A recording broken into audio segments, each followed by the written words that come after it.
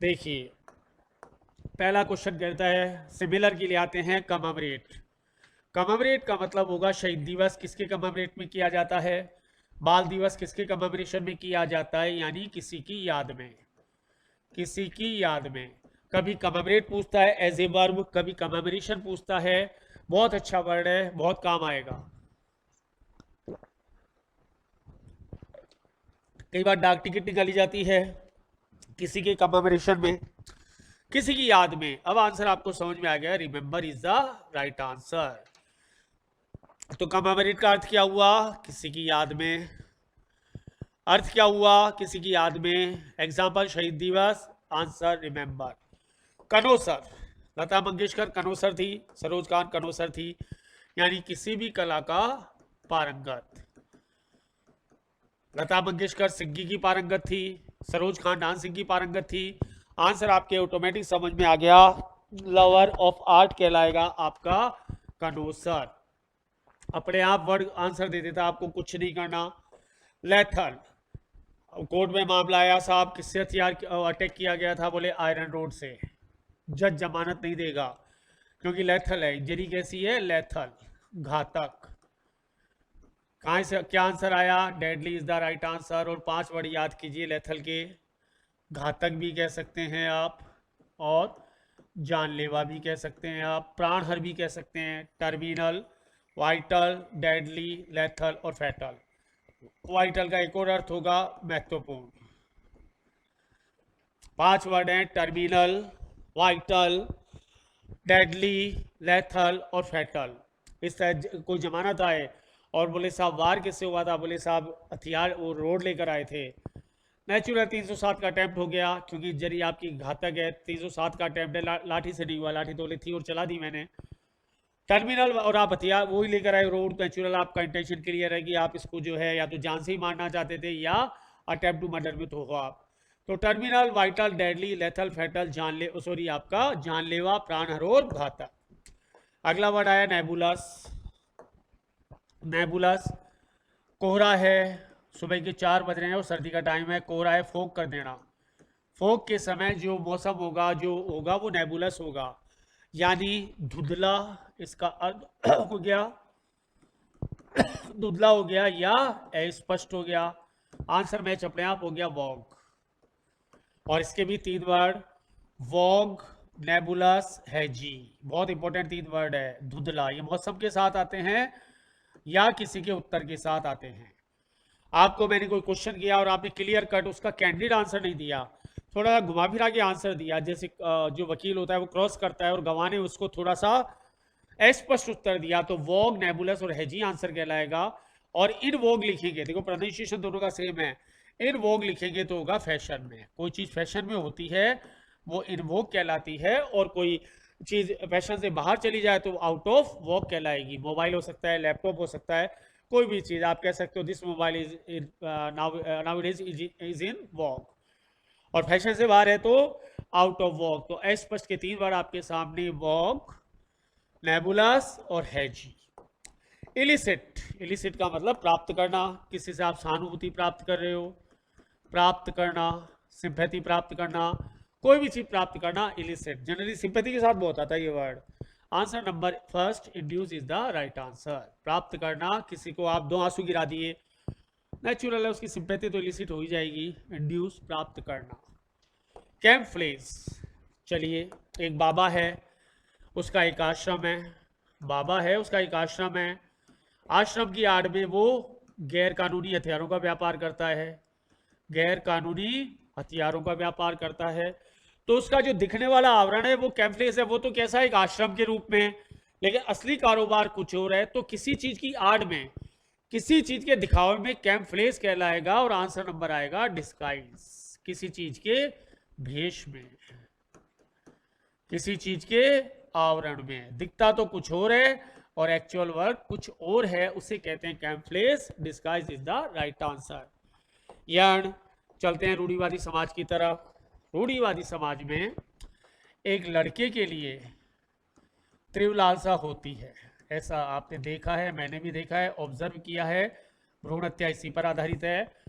तीव्र लालसा रखना, यानी बहुत गहरी उत्कंठा रखना। नोट लड़के के लिए किसी भी चीज के लिए हो सकती है। आप अपने बुलसाई के प्रति रखो यण कि साहब मुझे तो गेन होना चाहिए। आंसर मैच करेगा इसका, यण का जो आंसर आएगा वो आएगा crave. Fourth is the right answer. और 3 वर्ड क्रेविंग, लॉन्गिंग और यण। याद रखने का तरीका है चंदूलाल यादव की तीव्र लालसा एक लड़के के लिए कि साहब मेरे लड़का तो होना ही चाहिए। वो फिटिसिन को जन्म देता है, वो एक रूढ़िवादी मानसिकता को जन्म देता है। तो तीव्र लालसा के 3 वर्ड, डिजायर से ऊपर के वर्ड है ये, क्रेविंग, लॉन्गिंग और यण। तीव्र लालसा किसी चीज के प्रति गहरी उत्कंठा रखना, गहरी इच्छा रखना, प्रबल इच्छा रखना, क्रेविंग, लॉन्गिंग और यण। चलिए पेंसिव वर्ड आया, कोई गंभीर समस्या आ गई, कोई उस वक्त आपकी किसी से बातचीत करने की इच्छा नहीं होती है, गंभीर समस्या आ गई, उस समय मूड अपने आप का पेंसिव हो जाता है। पेंसिव का मतलब है विचारों में खोए रहना। विचारों वाली जो मुद्रा होती है, विचारों में खोए रहना। कोई भी बड़ा आदमी, कोई भी मैच्योर पर्सन, कोई भी ऑफिसर यदि किसी चीज में सोच रहा है बैठ के एकांत में, तो पेंसिव कहलाएगा। और इसका आंसर मैच करेगा कंटेम्पलेटिव। और इन दोनों के साथ मूड जरूर आता है।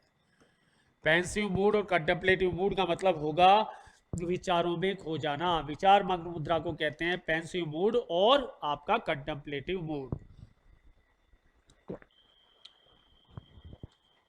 और यही मैंने आपको बताया था, जब कोई छात्र हाथ में किताब लेकर कुछ सोचेगा उसका नहीं कहलाएगा, उसका कहलाएगा ब्राउन स्टडी। जब कोई छात्र हाथ में किताब लेकर सोचेगा तो ब्राउन स्टडी कहलाता है। लेकिन जब कोई मैच्योर पर्सन किसी गहन मुद्रा पर, गहन सब्जेक्ट पर विचार कर रहा है, तो पेंसिव या कंटेम्पलेटिव कहलाएगा। इम्पैकेबल, इम्पैकेबल किसी की प्रतिष्ठा हो सकती है,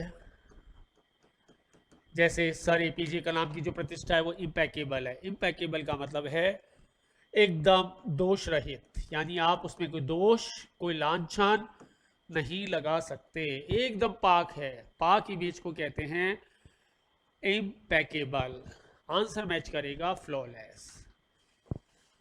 यानी अपन चाहे तो भी इसमें बुराई क्रिटिसाइज नहीं कर सकते, वैसी प्रतिष्ठा, वैसा पर्सन इम्पैकेबल कहलाएगा या फ्लॉलेस कहलाएगा। नार्सिज्म किसमें होता है? घमंडी लोगों में नार्सिज्म होता है।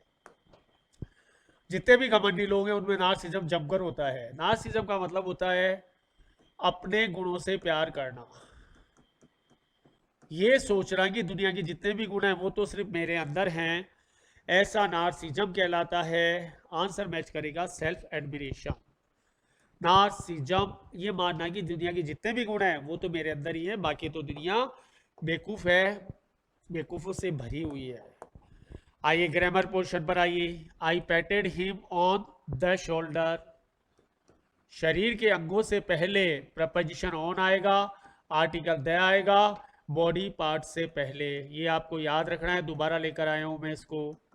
मैंने उसे कंधे पर शाबाशी दी, I patted him on the shoulder, the आएगा। Question number 2, what kind of book do you want. Kind के बाद कभी कोई आर्टिकल नहीं आता है, जीरो आर्टिकल। सोर्ट आ जाए, टाइप आ जाए या काइंड आ जाए, प्रकार का कोई भी शब्द आ जाए, उससे पहले क्या नहीं आता? आर्टिकल नहीं आता, जीरो आर्टिकल। थर्ड पर आइए आराम से। यूएसए देश का नाम है, the USA. Richest superlative degree है, द रिचेस्ट। और वर्ड से पहले द आता है यूनिक होने के कारण, तो answer number 4 is the right answer.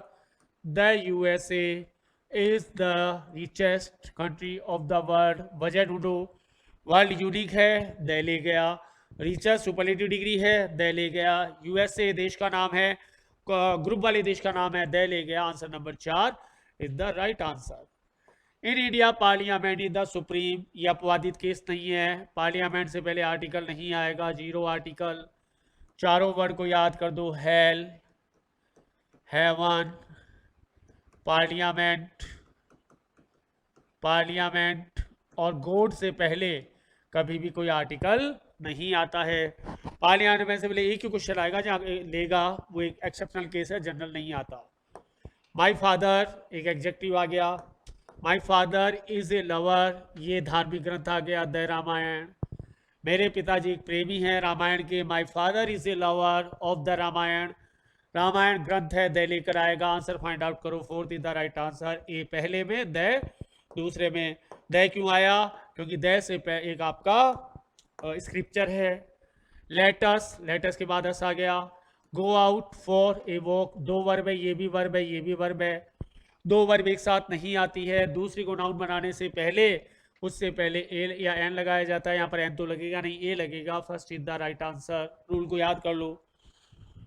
दो वर्ब कभी एक साथ नहीं आती। वर्ब को नाउन बनाने के लिए उससे पहले ए और एन लगाते हैं। वॉक से पहले ए आएगा और क्वेश्चन बनेगा let us go out for a walk, आओ हम घूमने के लिए चलते हैं। ए वॉक का मतलब घूमना हो गया, यानी आपका नाउन बन गई।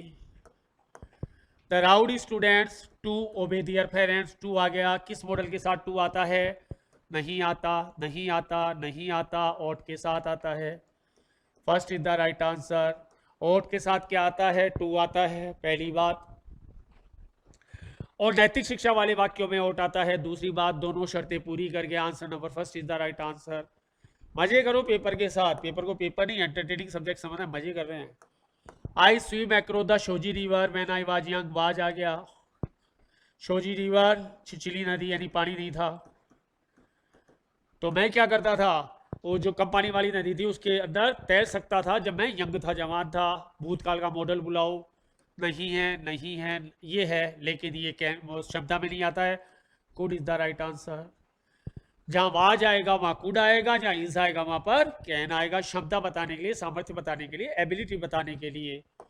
आइए, you take regular exercise for your health and hearty body, अपने शरीर को भला चंगा रखने के लिए। अपने शरीर को भला चंगा रखने के लिए एक राय है, सजेशन है। Should is the right answer. You should take, suggestion नहीं है, सजेशन नहीं है, भूतकाल का मॉडल है, वैसे कैंसिल। तो सजेशन करने के लिए शुड आएगा और V1 आएगा।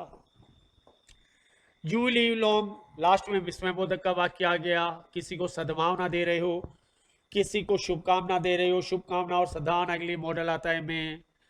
भगवान करे आप दीर्घायु प्राप्त करें, भगवान करे आप सफल होकर आए, भगवान करे आप जो है दिन दोगुनी रात चौगुनी तरक्की करें, सब में आएगा। और इनडायरेक्ट का रूल लगा लो, मे नहीं हो तो भी मे का एग्जिस्टेंस मानकर माइट वाला आंसर ढूंढेंगे। दिमाग को इतना घुमाओ घोड़े की स्पीड से। द सैक्रामेंट स्टूडेंट्स पे रेस्पेक्ट और ओबेसेंस टू दियर टीचर्स, बाध्यता वाला मॉडल लाओ, मे मस्ट आएगा। जितने भी संस्कारित स्टूडेंट हैं उनको अपने टीचर्स के प्रति नतमस्तक होना चाहिए या रेस्पेक्ट करना चाहिए। बाध्यता का मॉडल कैन नहीं है, कुड नहीं है, माइट नहीं है, केवल मस्ट है। You leave for home immediately due to an urgent piece of work, फिर बाध्यता का वर्क क्योंकि लगा दिया आपने कि भैया एक अर्जेंट पीस ऑफ वर्क है तो तुम्हें तुरंत घर चले जाना चाहिए। बाध्यता का मॉडल मस्ट है। कम बाध्यता होगी तो शुड आएगा, बाध्यता होती नहीं शुड में, कैन और कुड से मतलब नहीं, तो वर्ड आ गया आपका must. You must leave for home immediately due to an urgent piece of work. तो फ्रेंड्स, ये हमारा खत्म होता है पेपर नंबर 7।